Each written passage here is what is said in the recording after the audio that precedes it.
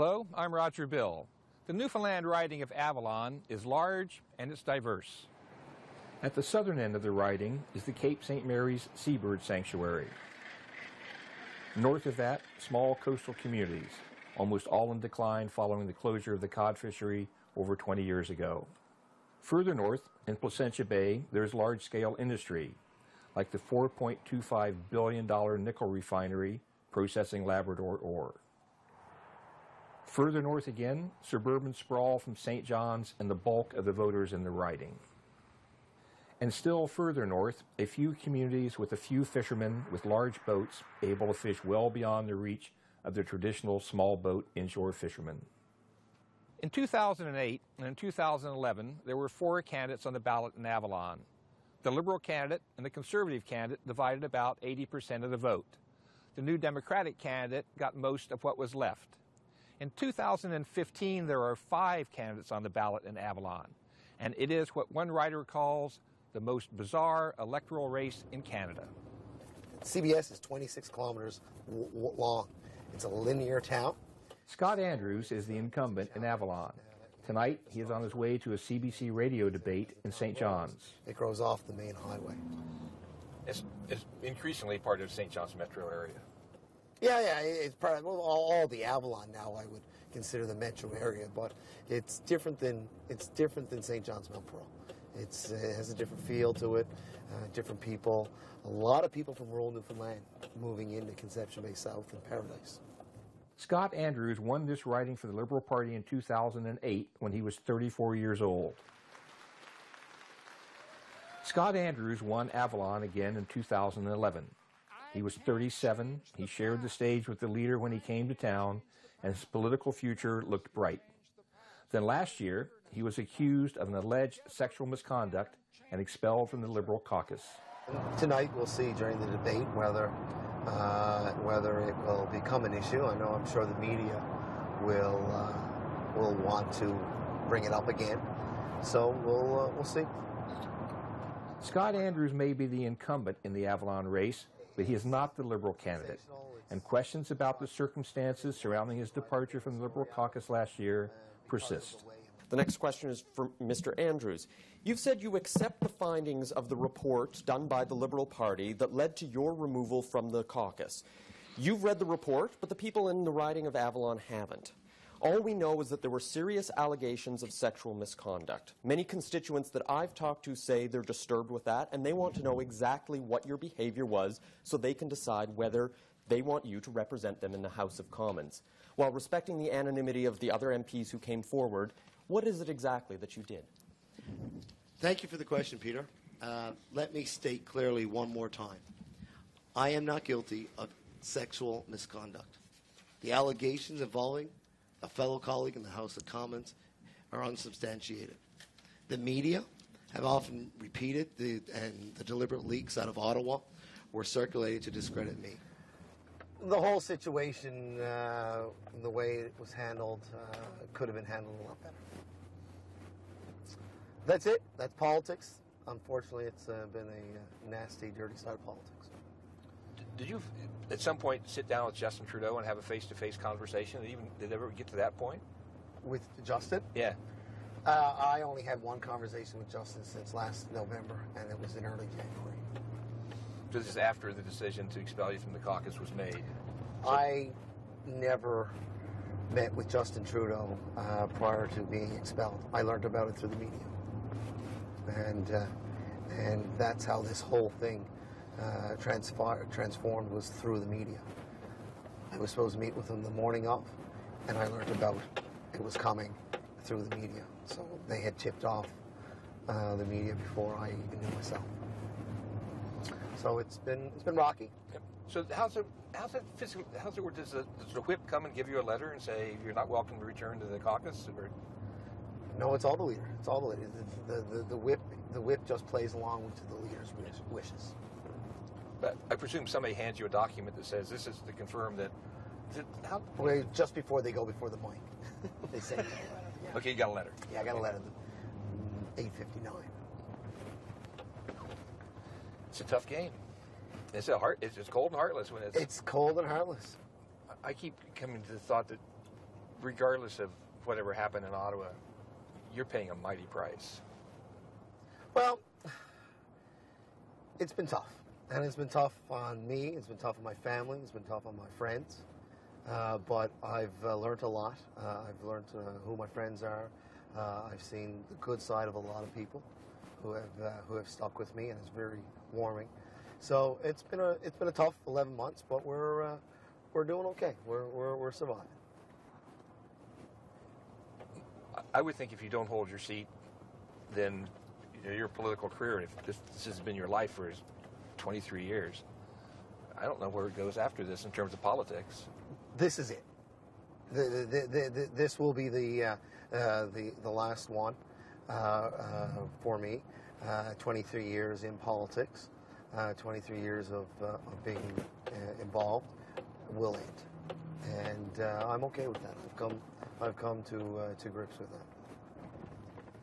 All the suggestions of sexual harassment must be investigated through a fair and a process that is fair to both the accuser and the accused. That wasn't afforded to me. There should be zero tolerance when without substantive facts that are not only fair and it is unjust. My God, Scott, you sound like you're innocent.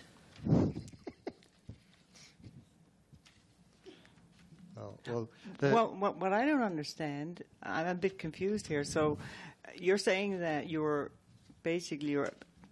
ousted from the Liberal Party on sexual misconduct allegations. I was going to say that, and but you really haven't defended yourself, like, to the people. Like, if I was innocent, there'd be nobody make me wear that. And I would lay my cards on the table. So, I'm just wondering why you just can't come clean. A chapter of my life will be closed on the 20th of October, one way or the other. We will have been successful, and the electorate will have spoken, and I will continue on the work that we've been doing. And if not, the last 23 years of my life will be closed, and we'll move on to a new chapter. So it's one way or the other, it'll put to bed the last 11 months.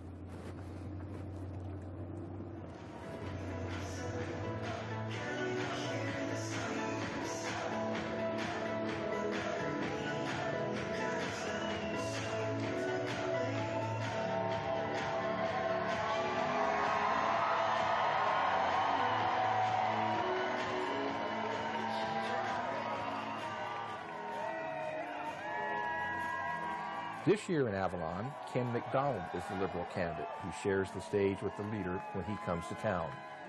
Ken McDonald is the mayor of Conception Bay South, and he displays the confidence of a candidate who believes that he is leading in the polls. I think most of the Liberal vote will stay with me. I have no doubt Scott will take some of the vote. I mean, Scott obviously did help a lot of people. He had 8 years there as an MP. So I'm sure there's some people feel an allegiance or they owe Scott something. So I'm sure they'll vote Scott's way. If you win this, who do you think is going to come second? I would say it'll be a toss-up between Scott and the NDP. You don't give the Conservatives much of a chance in this riding? No, not at all. And the reason is? Well, one is Stephen Harper is not well liked anywhere in Newfoundland. And secondly, they got the Chess Crosby thing still hanging over their head, and they actually go out and get a staffer to run in the election, to be the candidate as a staff person in the minister's regional office. So I don't think that's somebody that's really committed to the district and going forward. Like, I'm interested in being the representative for the Conservatives. That's somebody they obviously asked to run, and they obligated and ran. What are you hearing at the door? I'm hearing a lot. A lot of people are concerned with healthcare. A lot of people are concerned with infrastructure. The fishery is a big issue because a lot of my area touches big time on the fishery in the outport communities. A lot of people are concerned with what's happening with the fisheries with regards to allocation of quotas, the cod fishery where it's to right now with regards to the status of the stock. In 2011, the Liberals won this seat with, am I correct, 44% of the vote? Yeah, I think so. But I think the Conservative one wasn't that far behind. It wasn't. It was in the mid-30s. It was a very close election, yeah. What's it going to take to win this time in a four-way contest? I would say, again, it'll take over 40%, and I'll be there. So if Mr. Andrews keeps some of his vote, where is your vote going to come from to build on what remains? I'll take the majority of the Liberal vote, but I'm also going to take away a lot of the Conservative vote. I know that because a lot of the doors I've knocked on, they said, listen, we're voting Liberal this time. It'll be the first time we've done it, but we are voting Liberal. Hi, nice to meet you. At a trade show in Placentia, the former Conservative candidate in Avalon, now Senator Fabian Manning, introduces the current Conservative candidate to voters in the riding. Say hello to Lorraine. Hello, Lorraine. How are you? Hello, Mr. Collins. I'm good. I'm good. Mindy, are you doing some campaigning today? Excellent. I know we can count on your support. It's a good place to do it. We got a lot of local businessmen around and business people, I should say. And you should take the time to go around and have a chat. And your conference is growing every year. Conference is growing every year, getting bigger and bigger. Of course, industry in this region has really climbed higher and higher over the last few years. So we hope to see it continue. Lots of exciting things. Lots of exciting things going on for sure. Yeah. And hopefully you're going to be a part of that. I'm looking forward to it. The candidate is Lorraine Barnett, the Director of Regional Affairs in the Office of the Federal Minister for the Province, or what Ken McDonald calls a Conservative staffer. Good. Keeping busy. It's big riding, you know. Didn't realize until I actually did the whole loop, say from Branch, St. Bride's, right down around Trapassi, and then right around back to Paradise where I live. It's a long drive. There's 71,000 eligible voters. That's incredible. It is incredible. It's huge. Yeah, there's no way I'm going to get to knock on every door. Ken McDonald's reference to the Chess Crosby thing hanging over the Conservatives' heads is another reason why there is an odd feel about the race in Avalon. Chess Crosby is a St. John's lawyer, and he is the son of John Crosby, a Conservative icon in Newfoundland. Chess Crosby was poised to win the Conservative nomination in Avalon when the party leadership rejected his candidacy. And I got a phone call the day before Canada Day at about 4 o'clock in the afternoon saying that my application to be the nominated candidate was rejected. And they gave me reasons for that. However, I'm under confidentiality not to say what those reasons were. Neither Chess Crosby nor anyone in the party's leadership has offered a reason for why his candidacy was rejected. The party's decision remains as mysterious today as it is unprecedented. Or almost as unprecedented, according to Professor Kelly Bladuc of Memorial University's Political Science Department.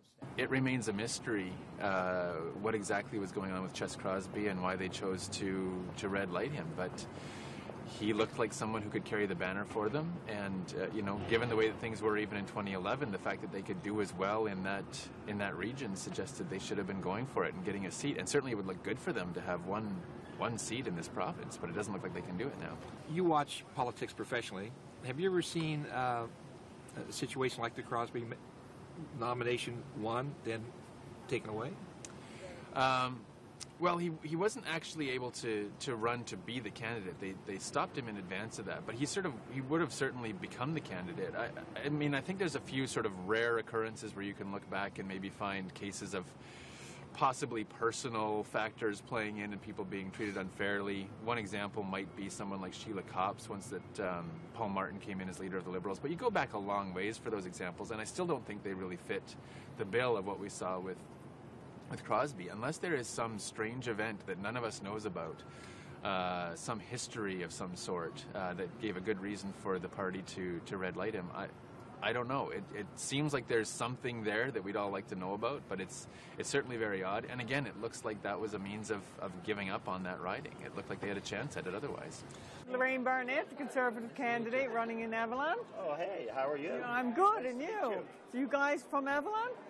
Well, I'm from St. John's, Newfoundland. We can't vote for you. I thought would be from Avalon.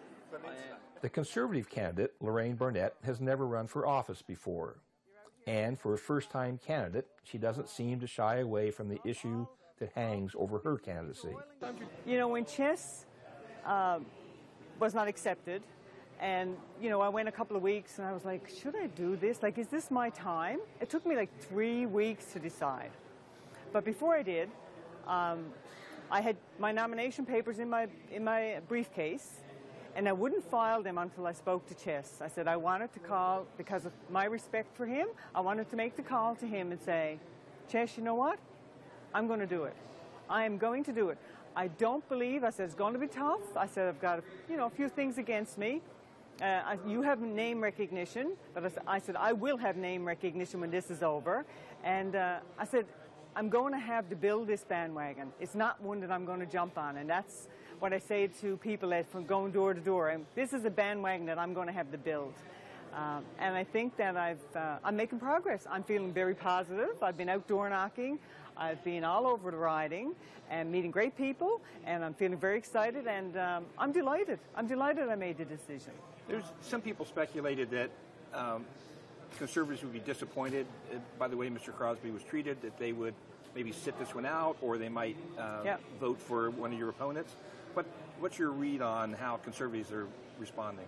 Yeah, they are a bit disappointed. You know, I believe in telling it as I see it. They are a bit disappointed. However, the way that I handled the issue, I was supportive of Chess. I did help him, and I felt bad. He was just as shocked as I was when, I should say, I was more shocked than he was when he didn't get accepted. So, but you know, I'm not. It seems to be tapering off a little bit now, and people knowing where I stood and where I stand. And I was completely honest, and they accept that. Actually, I went to one lady's house, and she said, you know, you're a very sincere individual, and I really like the way you handle the Chess Crosby issue. You've got 4 votes in this house. Yeah. So it was great. You said there's some things that are against you in this election, and some people would say, you know, your leader, Mr. Harper, is a problem for you. Yeah, when I talk about things against me, like I was a Director of Regional Affairs, I'm in the background of most of the stuff that goes on. So when the minister comes to town and I'm advising the minister and I'm setting up roundtables for the minister and I'm setting up meetings, I'm in the background. I don't normally sit at the table. So the name recognition is probably what I'm talking about more. Chess had a lot of name recognition. I don't have as much. I'm working on it. And by the time October 19th rolls around, I'm hoping that every house in the Avalon will know who Lorraine Barnett is. Is Mr. Harper a plus or a minus for you in this campaign? You know what? The Prime Minister, when it comes to leadership, and people get it. People get that he's a very strong leader. And this is what the country needs right now. You know, our economy is fragile right now. We don't need people who are not experienced at the helm. We need people who know how to balance budgets, who know how to have surpluses, how to lower taxes, and put more money back in the pockets of families. So, you know, he is a good leader. I guess your pathway to win is for Mr. Andrews and the Liberal candidate to split what had been the Liberal vote in the last election. You know, that will help me, but what I think will help me is when I go door knocking, and I'm sincere, I'm hardworking, I'm very knowledgeable, I've got tons of experience, and I know process, and I don't mind rolling up my sleeves to get things done. And that's what's going to get me elected. Let me ask, just if you're counting on knocking doors to get elected, you've got a lot of doors in a huge riding to get to, and not a lot of time to do it. No, and what I mean by knocking on doors is one thing, phone calls is another thing. I'm going to have brochures going out. I'm going to have radio ads. Like I said before, by the time October 19th rolls around, the people of Avalon will know who Lorraine Barnett is. Frank Pettin publishes a weekly community newspaper in Conception Bay South, and he has deep roots in the Provincial Progressive Conservative Party in Newfoundland. His roots reach back to the administration of Frank Moores in the 1970s. And then for 10 years, he worked as the Director of Communication for Moore's successor, Brian Peckford. I've got a cabin down in the southern part of Avalon. That tends to be a conservative area. But a lot of these people, former conservatives, they are now, I guess, are just fed up. The Crosby scenario really played a big role in a lot of people being fed up with the PC party. So this was when Chess Crosby was a candidate, and the party. You know. Well, when Chess was supposed to be the candidate, and he looked like he had it by acclamation at one time, and then they turned him down or refused him. The Crosby name is well known in Newfoundland. John Crosby represented part of the district while he was in Ottawa, and to have his son come back and run in the same district was sort of a lot of people thought it was a good thing. Chess in his own right has got a good reputation, you know, well educated and so on. A lot of people were looking forward. A lot of PCs were looking forward to it, or I should say conservatives, not PCs. But when he was dismissed and the way he was dismissed, a lot of people are just, you know, put that together with Danny Williams' old ABC campaign against the Prime Minister, and it just all came together. I think you're going to see a lot of the Southern Avalon tends to be conservative, whereas the Northern Avalon area is mostly liberal. And you're going to see a lot of conservatives down there either not vote or cast their vote for someone like maybe Scott Andrews. What do you make of Ms. Baldwin's chances at growing her vote? She's going to grow the vote. I don't know how much she's going to grow it. There's an appreciation, I suppose, for the NDP now that hasn't been there. They're being looked at as contenders, particularly with the vote in Quebec during the last federal election and what the polls are showing. The polls influence a lot of people, and if the polls are showing that the NDP have a good chance, a lot of people are going to give them a consideration. And the trend in Newfoundland is that the NDP has been growing. Hi, how are you? Good to see you. Glad you're here. Yes, good. I'm Brian. I know Brian long time ago. Yeah, busy. Yeah. What are you hearing? Anything? Oh, yeah. Yeah, it's unreal. Yeah. You wouldn't have thought this a year ago. I know. I hear it on the doorsteps all the time. Ms. Baldwin in the Avalon race is the NDP candidate, Jeannie Baldwin, a labor movement veteran. Now, is this the first time you run for office? Yes, it is. So what made you decide to do this? Well, you probably know that I've been working with the federal government with the Unemployment Office for 26 years. I've been elected officer with the Public Service Alliance of Canada for the Atlantic for the past 14 years. I've seen the cuts. I've seen the cuts to seniors, to EI, to veterans. I've seen how families are struggling. And I just believe that there is a better Canada than what's out there. And I don't believe that the Liberals have done it, and neither has this Conservative government. Well, let's talk about Avalon and how you win this contest. In 2008, the party got 17% of the vote. 2011, it got 14%. How do you grow that vote? Where does it come from? Well, you know, that's a hard kind of you know, I guess, position to say where your vote's going to come from. I believe the votes are going to come from individuals that believe in us, that they want change. Some are really upset about what happened in the Liberal Party. They're upset what's happening within the Conservative. The NDP, though, still has that strong base. It's always been there when I go knocking on the doors. But when I'm talking to individuals who have probably voted Conservative before because I've asked them, they have said that now they want change. They're disappointed in where this government is going and where Canada is going. They want better.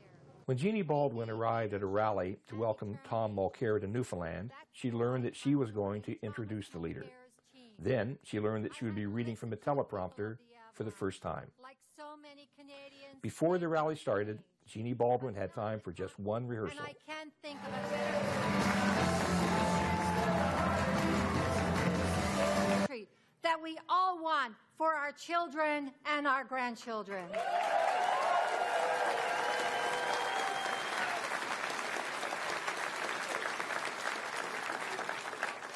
Here he is, the next Prime Minister of Canada, Tom Mulcair.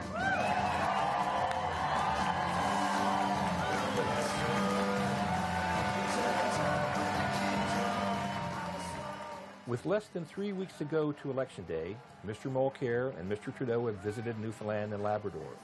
but the Prime Minister has yet to make a campaign stop in the province. Local journalists covering the campaign expect Mr. Harper to make a fly-in and fly-out visit at some point, but the betting is that it won't be to visit Avalon. Avalon is being described as a four-way race, but there are two other candidates who have announced their intention to run. They weren't, however, participating in the free province-wide CBC radio debate. The Green candidate, Krista Byrne-Puumala, was invited to attend tonight's debate but declined. Strength and Democracy candidate Jennifer McCreath backed out of the debate, saying she's focusing on getting enough signatures in order to get on the ballot in next month's election.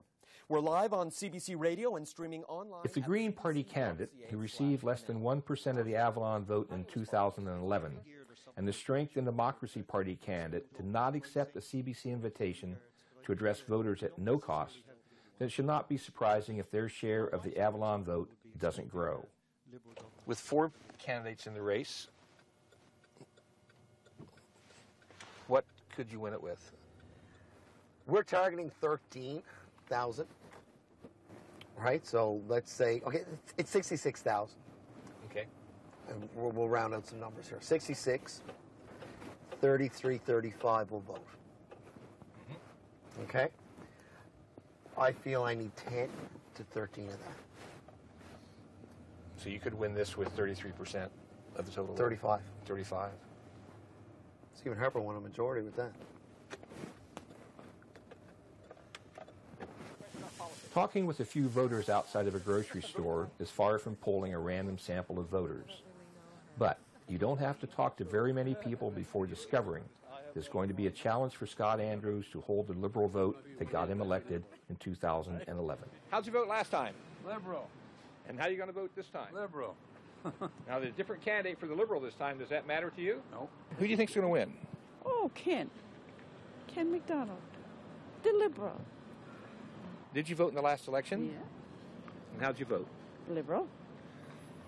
Now, And guess who I voted for? Scott Andrews. Yeah. But he's not getting nowhere this time, is he? How come? Gosh. I can't say. I don't want to say. Well, I don't think that Scott Andrews is going to. Well, whoever else wins, I'm pretty sure he's not going to. Because he f***ed up everything, which included himself. That's all I can say. I couldn't care less who gets in.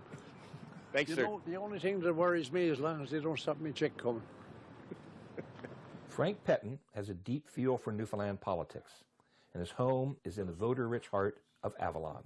Mr. Pettin, you've been involved with and around politics for 40 years now? Close to it. Did you ever wager on the outcome of elections? Used to. I learned my lesson. Given the way the votes might split in Avalon, would you wager on the outcome in the Avalon this year? No, because I'm not confident in how the Liberal vote is going to split out, and the Scott Andrews thing is going to have an impact on the Liberal vote.